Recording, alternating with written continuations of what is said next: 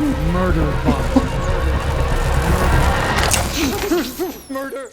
You ever reach that point where you just want to walk out of a room because everyone in it is driving you nuts? Now imagine you're a former cyborg slave who's just figuring out what personal boundaries even are. That's where we find Murderbot in episode 8. And let me tell you, things get messy fast. Emotions run high, secrets get spilled, and for the first time, Murderbot starts to realize that freedom doesn't always feel good, especially when the people around you suddenly look at you like you're a walking weapon. Welcome back to your nerdy show. I'm your host, Spoiler Master. This episode dives deep into what makes Murderbot tick, literally and emotionally. And it asks some big questions. Can a killer learn to be trusted? Can it even trust itself? And what happens when your favorite soap opera starts mirroring your own life a little too closely? Let's break down everything that went down in episode 8, because a lot happened, and not all of it is easy to walk away from.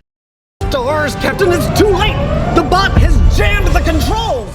Sanctuary Moon gets too real. Murderbot's obsession with Sanctuary Moon has always been kind of funny. It's a cliche soap opera with dramatic plots and over-the-top twists. But for Murderbot, it's more than entertainment. It's a study guide for how humans behave. In this episode, the show takes a dark turn. The captain is murdered, and a replacement shows up who manipulates the crew into trusting a construct, one that's been tricked into killing the captain it once served. Sound familiar? Yeah, it hits a little close to home. Murderbot doesn't immediately catch on to the parallels, but when the rogue navigation bot in the show reveals it was manipulated into violence, it clicks. That storyline mirrors Murderbot's own past. It too was forced to kill against its will. But there's no time for soul searching. Real life is happening fast. So I assumed you'd have some way to watch us. Returning to the habitat. The team is on the move. They've reached the perimeter of their habitat, and Gurathin's condition is deteriorating. They need medical equipment to help him, and that means heading back into potential danger. Of course, things aren't as simple as walking in and patching Gurathin up. Thanks to the hidden cameras Murderbot planted earlier, they get a glimpse of who's been snooping around the habitat while they were gone. And surprise, it's not just any group, it's GrayCris, another mining company that's very much not supposed to be on this planet. Even worse, the GrayCris crew isn't trying to hide. Their leader finds one of the hidden cameras and leaves a message. According to her, the slaughter of the Deltfall crew was a misunderstanding. She claims she wants peace, a negotiation, but Murderbot's not buying it, and neither are most of the team. Still, with Gurathin in rough shape, they don't have many options. Since so long ago you plugged into me.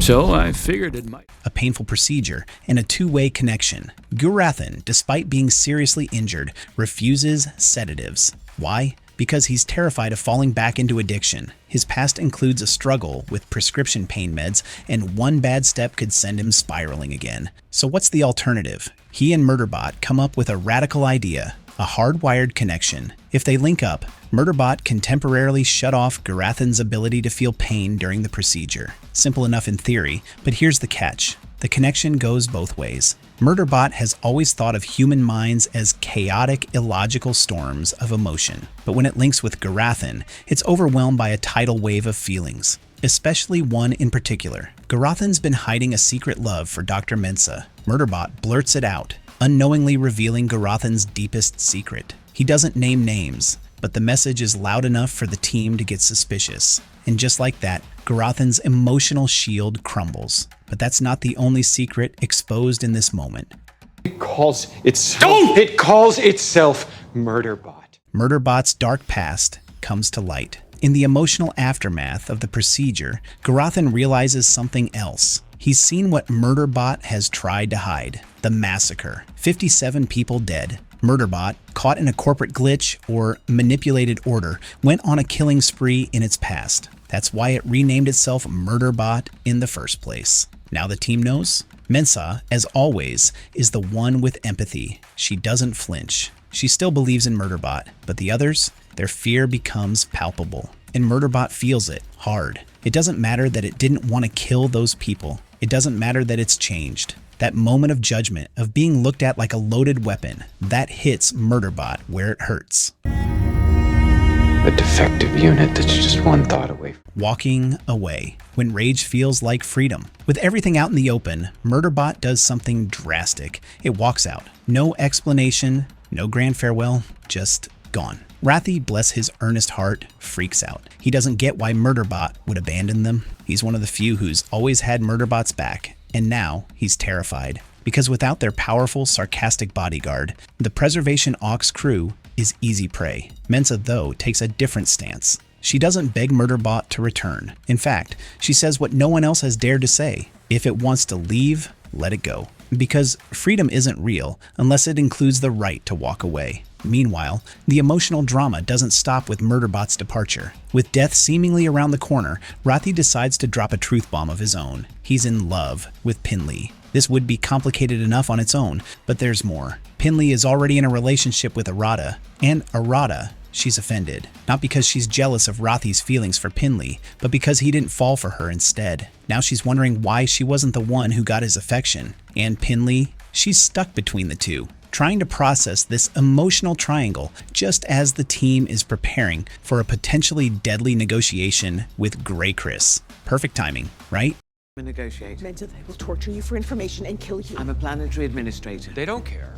Mensah's risky choice. The GrayCris leader proposed a meeting. Mensah decides to accept. The rest of the team isn't thrilled. They're already shaken by Murderbot's departure and their own messy emotions. Trusting a hostile force like GrayCris feels like walking into a trap, but they don't have better options. The alien remnants that Mensah encountered earlier in the mission may be the real reason GrayCris is here. If that's the case, this isn't just a corporate dispute. It's about illegal exploitation of alien tech, something that could be incredibly valuable and dangerous. Mensah is walking into a situation with very little backup and even less trust. They were dead. I didn't have to be.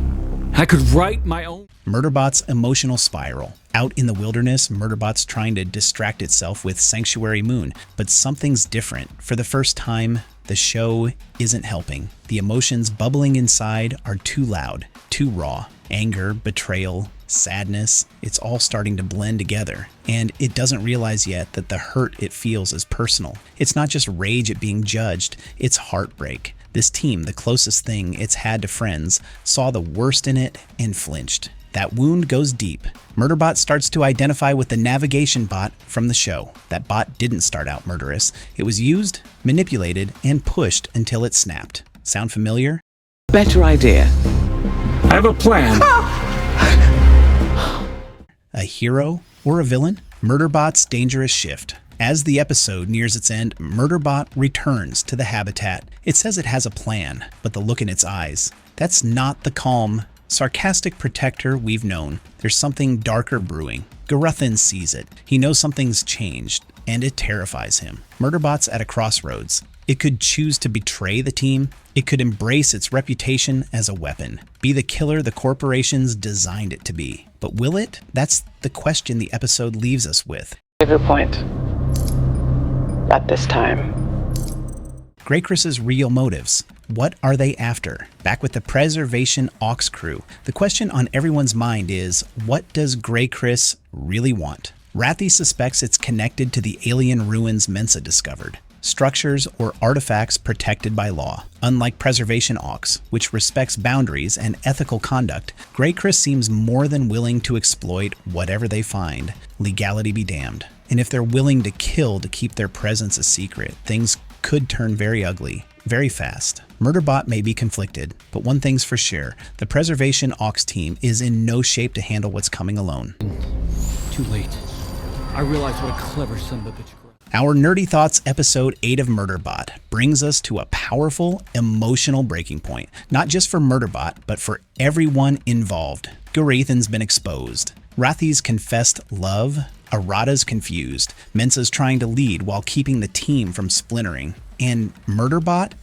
It's caught between wanting to be something better and wanting to give up. And the irony is, even when Murderbot wants to walk away, it can't help but care. Despite the fear, despite the pain of being judged, there's something in it that still wants to protect these humans. But will that instinct win out over the rage? Or is Murderbot about to walk down the same path as the navigation bot from its favorite show, One where betrayal and bloodshed become the only way forward?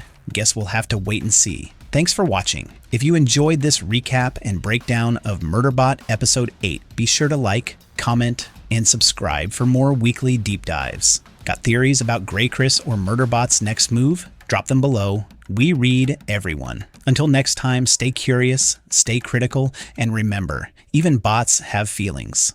Move until I've secured the area. Especially not. No, what the heck, I'll laugh anyway.